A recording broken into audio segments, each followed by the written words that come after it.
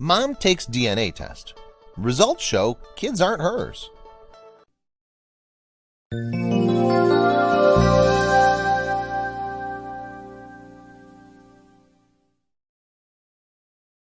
She was without a job and struggling to support herself and her children. Then she got some devastating and perplexing news from the doctor. The DNA test said that her children weren't hers. But how is this even possible? Just when it felt like nothing could possibly get worse, her world was plunged into even greater chaos. Heavily pregnant and without a job to support herself, she turned to the only place she could, social welfare. And soon the police were onto her. The personal nightmare and accusations plagued her from the moment she woke up to the second she was able to fall asleep, if she slept at all. Eventually, the final test came back, but they only raised more questions. She hadn't even known that she'd had a twin. Lydia had a pretty rocky start to motherhood. She discovered she was pregnant with her first child at 21.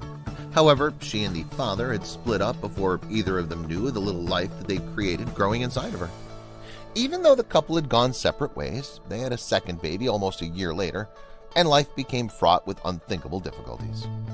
In the constant on-again, off-again rhythm of Lydia and Jamie's relationship, she once again found herself alone, and now she also had two small mouths to feed and support, not just herself. Without a job or any way to support her small family, she needed help, and she just couldn't cope with the baby's needs. Lydia made the difficult decision. She had no other choice. Lydia applied for welfare benefits when she realized she was in over her head.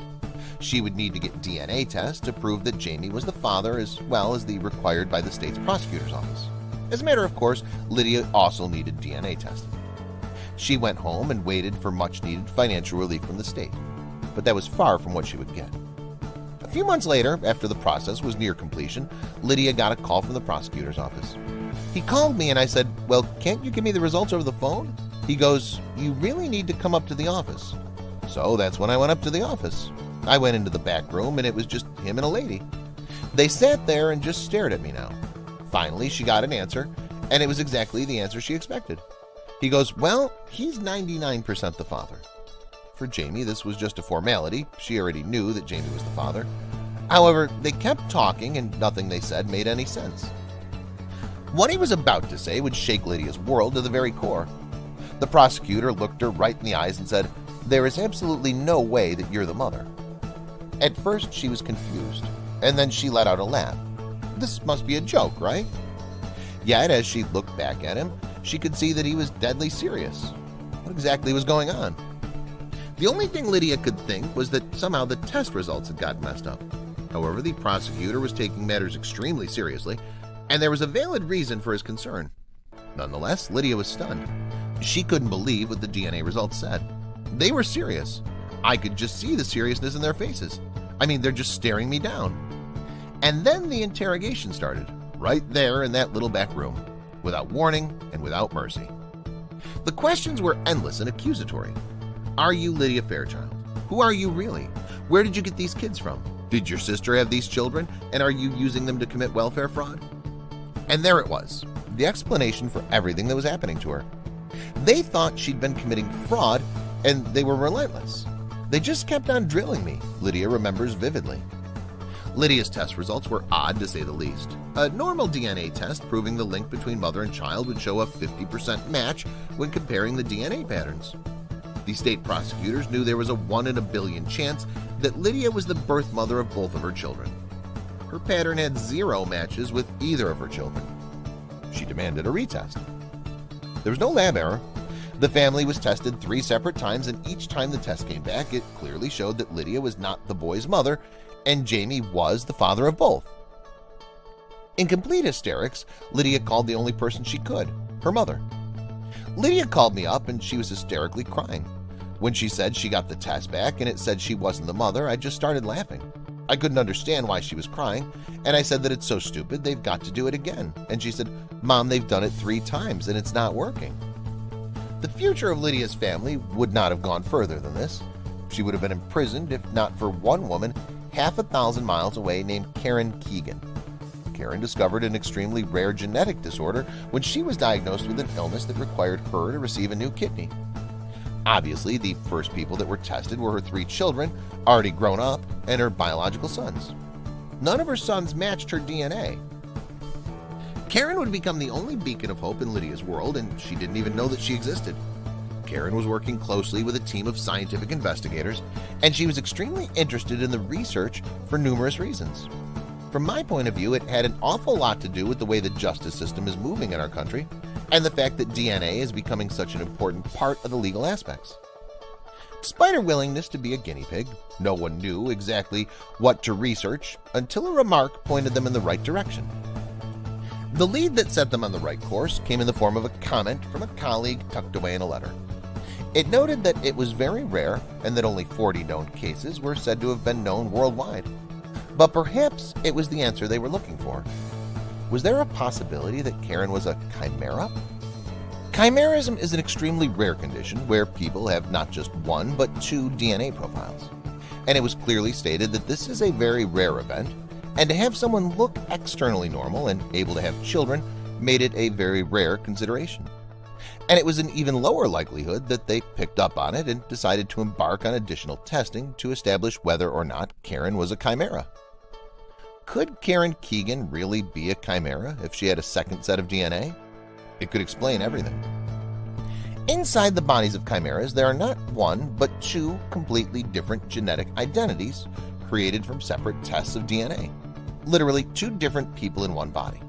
It sounded impossible, and most of the studied cases reported physical abnormalities, such as a completely different skin pigmentation in very unusual straight lines. Karen didn't have any, and neither did Lydia. Lydia was facing the full brunt of the law, being summoned to court to prove her relation to her two young children when she found that she was pregnant. And again, Jamie was the father. It was too much to bear, and she felt alone and had no idea what to do. No one would believe her. She called every lawyer she could, but not one of them would take her case. They all told her the same thing. DNA is foolproof. There's no way to win your case. It was her versus the state. The trial went badly for Lydia. The judge agreed that based on the existing evidence, Lydia was not the biological mother. The prosecutors wanted separate guardians to be appointed for each child while the investigations continued. Jamie was standing beside the mother of his children the entire time, also completely baffled. I knew they'd be taken away because they said they were already setting up guardian parents to do just that. I just didn't understand. It's not like the kids were in danger, and she's a good mom. I just felt like we're just one old scam. The judge was torn. On one hand, the DNA evidence didn't lie. He had no choice but to side with it. But Lydia's emotions and determination to keep her children was extremely unusual for a person who was trying to work the system for benefits. He ordered a very strange action to be done. Using the imminent birth of her third baby as a simple experiment, he did something unprecedented. He ordered that somebody be there to witness the birth and to take blood from the baby and me right then and there, he said. We'll go from there. When Lydia went into labor, everyone was focused on the birth. It was an appallingly difficult time in her life, but she gave birth to a healthy baby. Blood was immediately taken from them both, and now she waited in agony for the 2 weeks to pass to get the results. I'll always remember day by day what I went through for those 2 years. It will never leave me. It's like a nightmare. After giving birth, you bring your newborn home. You're just happy. I went home still scared because it was still going on. Still scared that they can come any minute and take my kids. And Jamie had fears that he shared too. I wondered what the court would do if he was hers. Then the courts would assume we were lying about the whole thing. So it was kind of like, okay, let's hope these tests come back negative. That was our only hope. The results when they came back were mind-boggling. Just as Lydia had been trying to make them believe, there was no matching DNA between the new baby and the mom. Just when she thought she'd proved her innocence and verity, she was blindsided by an even more serious accusation. Lydia finally got a lawyer that would take on her case, and it's a fortunate thing she did. There were heinous ideas going through the prosecutor's mind, from being a surrogate mother, being involved in criminal behavior, to even having abducted the children for someone. Real scientific evidence was just too hard to believe in this case. A chimera is essentially a single organism that's made up of cells of 2 or more individuals. That is, it contains 2 sets of DNA with the code to make 2 separate organisms. One way that chimeras can happen naturally in humans is that a fetus can absorb its twin. This can occur with fraternal twins if one embryo dies very early in pregnancy, and some of its cells are absorbed by the other twin. The remaining fetus will have 2 sets of cells, its own original set, plus the set from its twin. Amazingly, Karen was finally declared a chimera during this time, and it opened the door for testing to be carried out with Lydia. Everything she'd gone through finally had a scientific name to explain it. The judge, after a multitude of new tests, has proclaimed that Lydia is the mother of all 3 of her children, just like she'd been saying all along.